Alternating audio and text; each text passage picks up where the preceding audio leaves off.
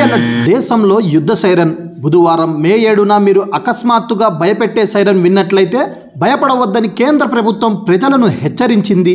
Siren మోగితే ఆందోళన చెందవద్దని, ఇది అత్యవసర పరిస్థితి కాదని, యుద్ధం లాంటి పరిస్థితి వస్తే ప్రజలు అప్రమత్తంగా ఉండేందుకు ముందస్తు చర్యల్లో భాగంగా మాక్ డ్రిల్ నిర్వహిస్తున్నారని భారత ప్రభుత్వం తెలియజేసింది.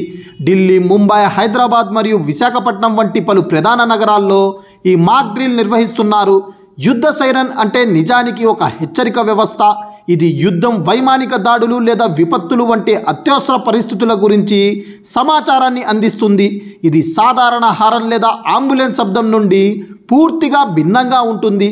శత్రువులు అటాక్ చేసినప్పుడు ఎలా ఎదుర్కోవాలి, అత్యవసర పరిస్థితుల్లో ఏ యాక్షన్ తీసుకోవాలి, తమను తాము రక్షించుకుంటూనే కుటుంబాన్ని ఎలా రక్షించుకోవాలి, యుద్ధంలో గాయపడ్డ వారిని ఆసుపత్రులకు ఎలా తరలించాలి, అలాంటి వారిని తరలించడానికి ఎటువంటి రవాణా అందుబాటులో ఉంచాలి అనే అంశాలను మాక్ డ్రిల్లో ప్రజలకు తెలియజేస్తున్నారు. స్థానికంగా వచ్చే సూచనలను అనుసరించాలని ప్రభుత్వం తెలిపింది.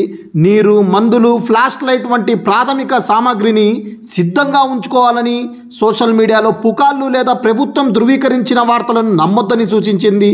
కరెంటు లేదా ఇంటర్నెట్ కొద్దిసేపు పోతే భయపడకుండా అధికారిక ప్రకటన కోసం రేడియో లేదా ప్రభుత్వ ఛానళ్లు ఫాలో అవ్వాలని తెలిపింది. Please subscribe .news.